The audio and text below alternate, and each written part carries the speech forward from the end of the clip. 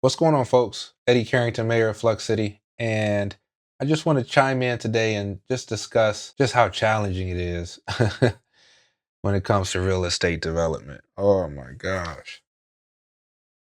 I've been working on a proposal for a property here in the city of Detroit for over a year.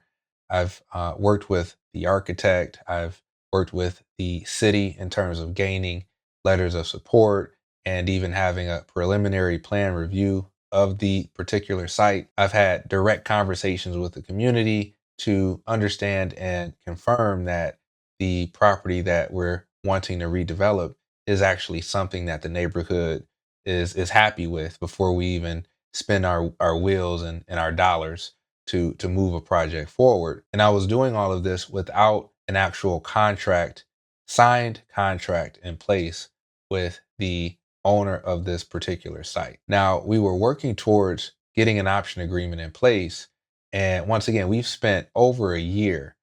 And unfortunately, the individual that I was working with is no longer at this organization. And now I've been handed off to a different set of handlers or representatives. And so now I'm feeling like I have to kind of start all over again when it comes to proving myself that I'm the right developer for this site. All of the energy and effort that I've spent talking to funding partners, talking with the city, the state, the community, really putting my brand out there to gain some type of momentum to get this project to a position where it may have an opportunity to gain financing and to get to the closing table. I'm back at square one, right? Because now the organization has a different strategy moving forward with the assets that they have in their inventory. And so now I have to work around, the new strategy that the organization who owns the property now has in place, right? Now they're looking at the potential of selling their assets to the highest bidder as opposed to the potential of working with a developer that has a little bit of grit and has the ability to bring this property, bring this site to a point where it's actually getting developed. Now, I also had an opportunity to go take my father to purchase a new car, not necessarily a new car, but new to him. One of the things that my father really instilled in me is the idea that a vehicle is really just a tool that can get you from point A to point B. He instilled in me that these vehicles are really just appliances. My dad is really, really good at tracking down good deals when it comes to vehicles. Case in point, the vehicle that he found and recently purchased, this GMC Terrain 2014, 87,000 miles on it. And I honestly didn't believe the amount of mileage on this vehicle. A 12-year-old vehicle with only 87,000 miles is almost unheard of. Not to mention, I've went on a few excursions with my father when he was looking for vehicles.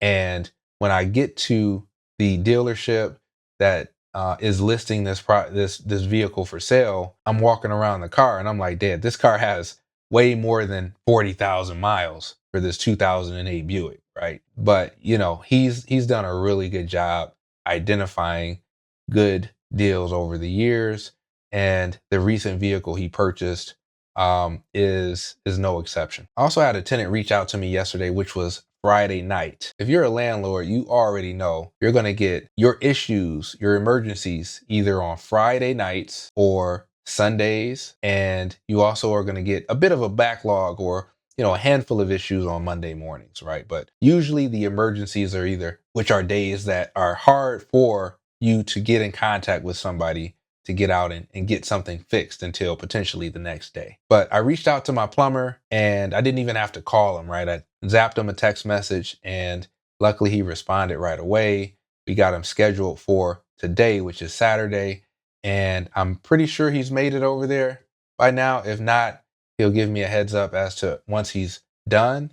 But, the intriguing part about being a landlord is no matter how good of a system you have in place, it's a very manual process when it comes to getting somebody over to your units to get them fixed. I don't care what systems you're using. if you're working with a property manager or not.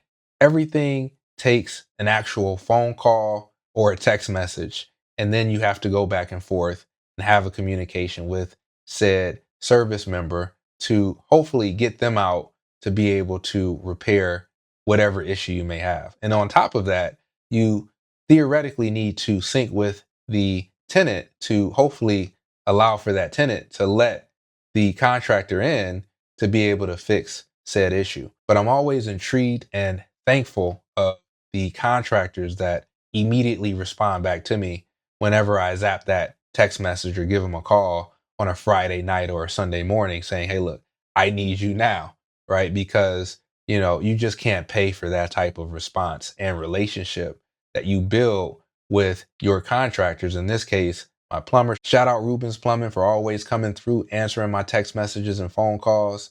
Always available whenever I need you. Shout out Kenya Jones. But, at the end of the day, there's no playbook, right? You have to figure it out in real time as a landlord. And it is what it is. But that's my ramble for today. Appreciate you chiming in. I'll see you in the next video.